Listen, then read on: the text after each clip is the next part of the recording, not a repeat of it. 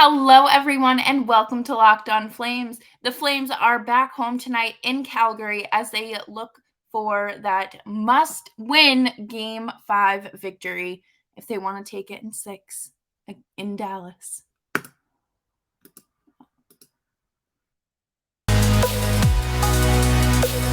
You're Locked On Flames, your daily podcast on the Calgary Flames.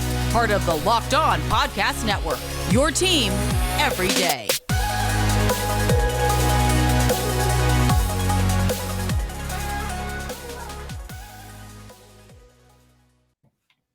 Hello, everyone, and welcome back to Locked On Flames, or welcome to Locked On Flames if this is your first time tuning in. Hi, I'm Jess. I hope you're having a great day today. Thank you so much for making Locked On Flames your first listen of the day. You can find us anywhere you get your favorite podcasts, and we are free 99 on YouTube as well.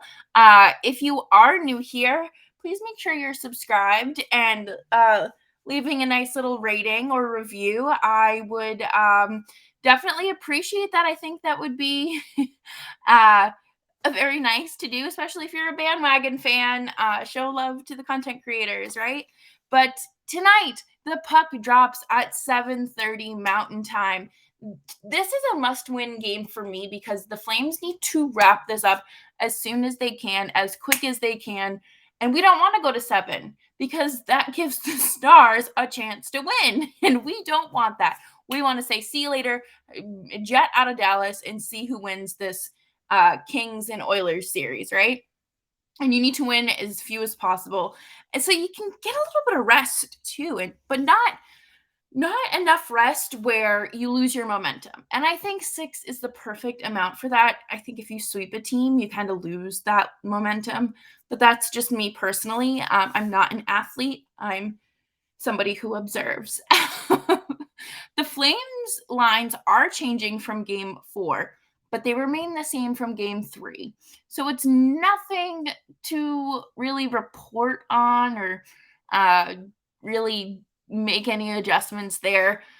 Do I wish that Daryl Sutter switched it up and said Mangiapane, Backlund, and Coleman? Yes, I do.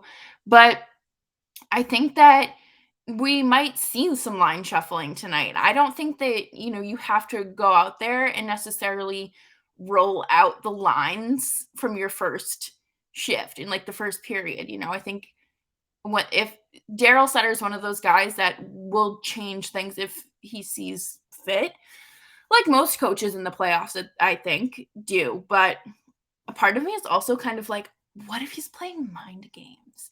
Because remember, if you're new here, you probably don't remember, but back in 2020, no, yeah, it was 2020 when we didn't know who was going to be starting in net, if it was going to be Cam Talbot or David Riddick, and Jeff Ward was like, "You'll know when I know," and it was also kind of like a way to like psych out their opponents because obviously you're not going to start Markstrom. You're going to start Markstrom over Vladar, so you're not going to have that to worry about. But I do think, you could just kind of do these lines for just warm-up sake. I think it's fair to roll those out and just kind of do that. I don't know. I'm probably reading too much into this and thinking that Daryl Sutter is like some sort of silly coach genius over here. But the Stars, oh my God, they have broken up the first line. Their second line, they have even my cat's crying. He doesn't even know what to do about this information. But it's Raffle Hintz Pavelski, Robertson Ben Sagan, Peterson Namisnivik. I'm sorry. I can't pronounce these names. I shouldn't have done this. But just know that the lines are like Radulov is out of the lineup, is really what I should have said. Radulov is out of the lineup. And boy, your defensive pairings right here are Suter, Heiskanen, Hanley, and Klingberg with Lindell and Hakanpää. And your Extras were Harley and Sakura. But I think the Flames have the Stars right where they want them. The Flames have them panicking. They are shuffling things up. They are willing to do anything that they think that can try to win, that will create chemistry. And I think that they're panicking. I think that they have fully deployed the panic button. They have slammed it. And I think it's a little funny. I do, because, it took the Stars 81 games to really clinch a playoff spot. Didn't take that long for the Flames. The Flames, yeah, they've come in and talked a little bit of a big game, but it's nothing that's been like, oh, you should probably stop talking before this comes to bite you. I think that the Stars have been doing that from game one in terms of Klingberg's comments about Rasmus Anderson being a fake tough guy. And, maybe I'm too confident, but I think that the Flames and everyone out there would agree with me when I say that the Flames are the better team here. So they'll perform like the better team. And the Stars, they won two. So they've won 2 games. So they're like, oh, it's fine. We got this. But that was before the series truly shifted. And I think that it's time for them to panic. I do. But I think the Flames are going to bring it all tonight. I think this because they are back home. They're not violently shuffling their lineup during warm-ups. They are not scratching one of their top players. I guess Radulov isn't a top player if he's getting scratched in the playoffs, but you know what I mean. But I don't know. I think it'll be interesting. And I'm honestly looking forward to Ottinger and Markstrom kind of going at it. Like goalie duel, not like fighting. I think that would be a terrible idea. Jake Ottinger's like 23 years old. So we can't have that. But coming up next, I want to talk about the Flames and, what it's going to take to win game 5. And I know that's so cliche and whatnot, but I really want to talk about that. But before we do that, I want to talk about rockauto.com. If you are like me and have ever loving car problems, this is the perfect ad read for you, because oh my god, I can't even get into all my car problems right now because it's so frustrating. You probably saw my tweet the other day about someone breaking into my car. No, I'm just an idiot, and I took the tape off of my window, and now it's slipping down. And Rock Auto is going to help me out with that because they have the part that I need for my car to get my window working again. And Rock Auto is a family-owned business serving do-it-yourselfers for over 20 years. Rock Auto prices are reliably low for every customer. There isn't any sort of like pricing tier if you're, a first-time customer, do-it-yourselfer, or a mechanic. Like there's no, hidden perks or anything like that. And they really do have everything you need. And the way that their site is, like their navigation system is so easy to figure out that even me in a time of high stress can figure it out. And if I can do it, anyone can do that. So head on over to rockauto.com right now. See all the parts available for your car or truck. Right Locked On in their How Did You Hear About Us box so they know that we sent you. Amazing selection, reliably low prices, all the part your car will ever need. rockauto.com. Truly a humbling moment when I realized that my car wasn't broken into and it's just me having a faulty window once again. And oh boy, just what I need, right? Middle of covering playoff hockey on a daily basis between Eastern Conference and Western Conference. It's just so much fun. But thank you all for hanging out with me today on Locked On Flames. If you're new here, make sure you're following me on Twitter at Jess Belmosto, or you can follow the show's feed at LO_FlamesPod. My Twitter handle is flashing across the screen right now on YouTube if you are watching there. We know what the Flames need to do in order to win, right?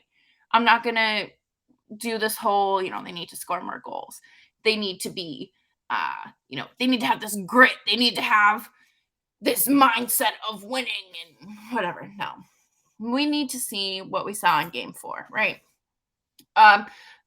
But they do need to clean it up a little bit, because I do think that the Stars are in their own heads now. I think that it is very clear that they're in their own heads, and now the series has shifted. I think everyone felt like the Flames just take the momentum, like pull it out from underneath the Stars in game 4, and it was nice. I'm not going to complain there. I think that it really was Gaudreau's penalty shot that helped shift the series, and the Stars are probably kicking their own butts for it, because thinking to themselves, oh, if I just didn't do this, that wouldn't have happened. Well, you know what? You did it. It happened.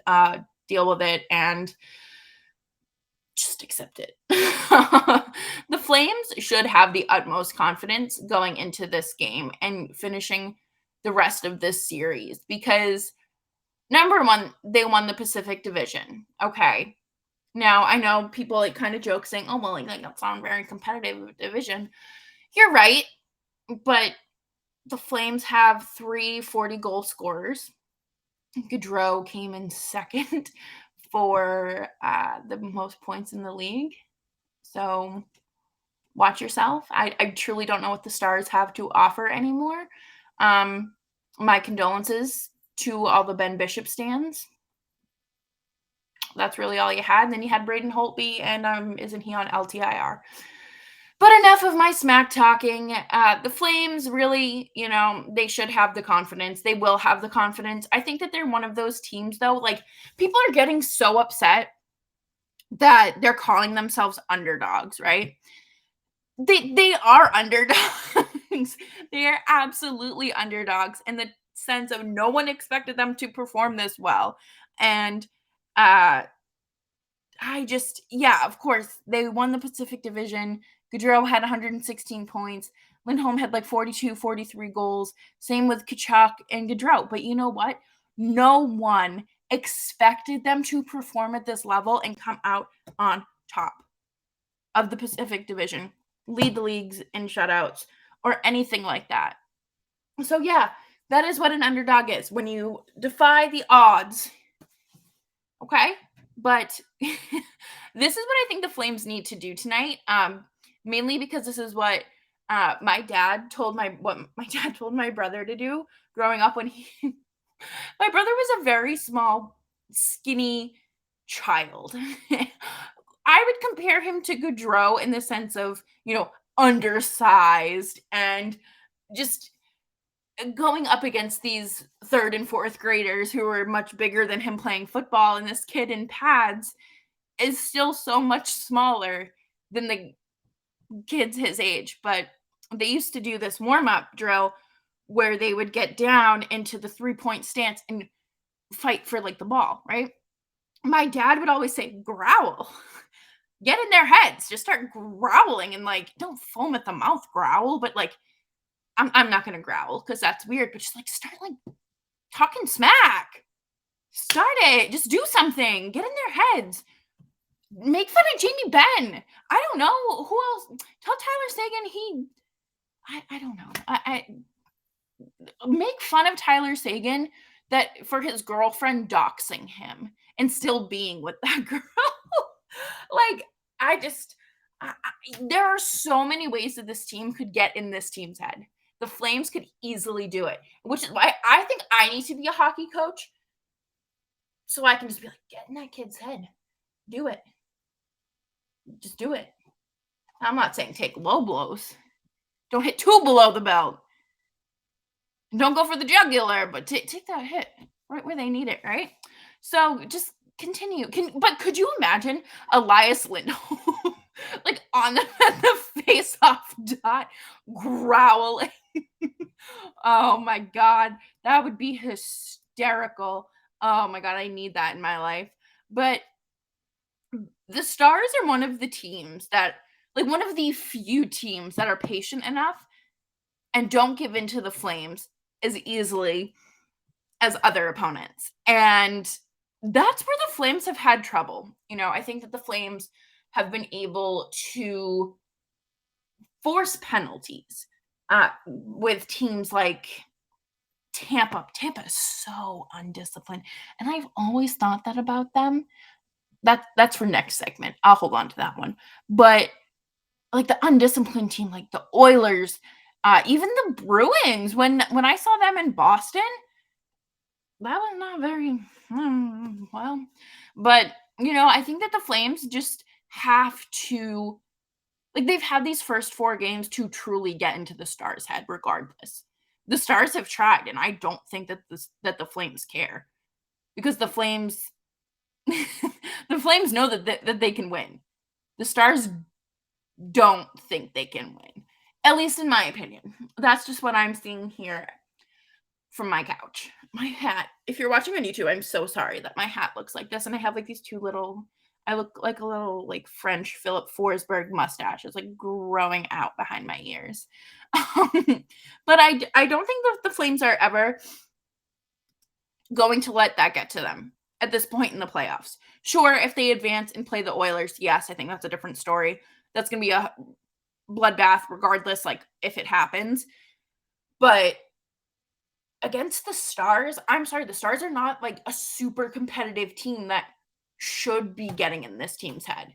I just don't think that's the case at all.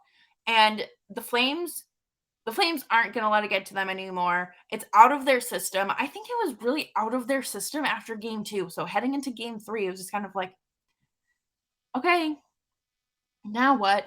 And that's fine. I'm happy with it. I will take this version, game 4 version of the Flames, and hopefully it follows over into game 5. But coming up next, we are going to do kind of like a temperature check as well around the league for the rest of the playoff series as well. And before we do that, we are going to take a quick break and talk about Built Bar. Y'all know I love my snacks. I love me a good snack, and Built Bar is exactly what you need to fuel you for your playoff run. Built Bar is a delicious tasting protein bar that comes in many different flavors and a variety of puffs. Marshmallow puffs. They are the first ever protein infused marshmallow, and they're covered in 100% chocolate. And Built Bars and Built Puffs both taste like things that should not be healthy for you, but are in fact incredibly healthy. It's a great way to replace your daily sweets or a candy bar. They're low in calorie, low in sugars, high in fiber, high in protein. You really can't find a better snack than that. So head on over to built.com today and use promo code LOCKED15 at checkout. And that way you can get 15% off of your next order. Thank you so much for tuning into Locked On Flames, and make sure you are subscribed to the show wherever you get your podcasts. I wanted to talk about and kind of check in throughout the rest of the league in terms of their series. And I wanted to start with the Toronto and Tampa series because I did just mention how undisciplined Tampa is. Toronto leads the series 3-2. Blech.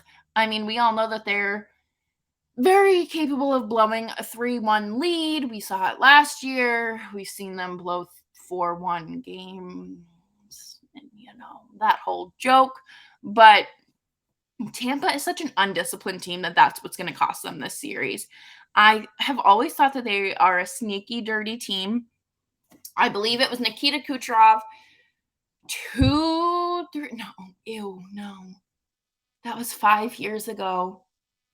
Tommy Wingles. He took Tommy Wingles down in the corner and pretty much ended Tommy Wingles' professional hockey career. He was on his way out anyways, but just kind of solidified it. And I don't want to see Toronto win because their fan base does something to me that just I don't like them. And I really would like to see both of those teams lose. I'm sorry, I would. But I would have to say that hopefully Tampa comes back and wins that series. I don't think they'll do it. But Pittsburgh also leads the New York Rangers. I don't like this at all. Another disappointment. I want the Rangers to advance so bad, mainly because I feel like they're playing with house money, kind of like how the LA Kings are, because they were kind of not expected to make the playoffs, but just the way that things were shaking out, like we knew it was going to happen. But I am obsessed with Igor Shesterkin. I think he, obviously Vezina nominee as well, but he is so good. I love watching Chris Kreider play. I think he is just one of those players in the league that is just kind of definitely underappreciated. And I want everyone to know his name and appreciate him as well. The Canes lead Boston, and to be honest, this series has not been very fun to watch. The Bruins won, obviously, 2 at home, and I think those are the only 2 games they were going to win. I thought that they were going to get swept, in all honesty. Charlie McAvoy had this weird COVID protocol situation, and he's in his post-game media availability yesterday, he was like, I'd rather not talk about it. Meanwhile, this man still sounds so out of breath and like he needs to be hooked up to oxygen. Are we sure he should be out on the ice playing? But whatever. Not my circus, not my monkeys. Yes, it is. I literally cover the Bruins too. But the Kings and Oilers, man. The Kings lead 3-2. Darnell Nurse is suspended 1 game for headbutting Philip Deneau, and that's exactly what I mean by these undisciplined teams just doing things that are so uncalled for. I watched the replay this morning on Twitter, and my first thought was I remember seeing kids do that in preschool and up to first or second grade when they couldn't really figure out how to express their emotions. So I think that it's just better to not let your emotions get the best of you in moments like that, because you're going to cost your team. I mean, he eats a lot of minutes up. So eats up a lot of minutes rather. And I just don't know what you're doing there, in all honesty.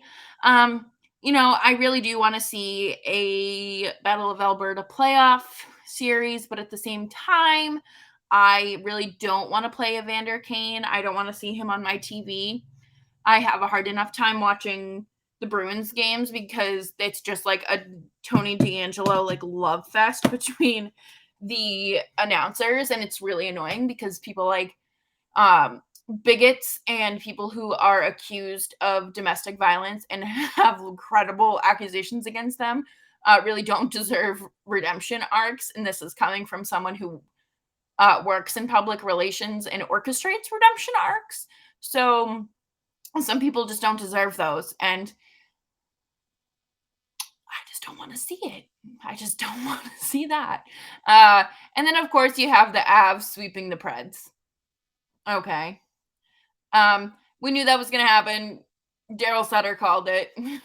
He said he would hate to be a team that plays Colorado because it's a waste of 8 days and, you're just wasting everyone's time.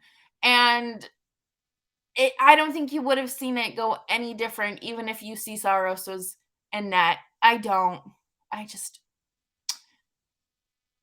No, I'm sorry.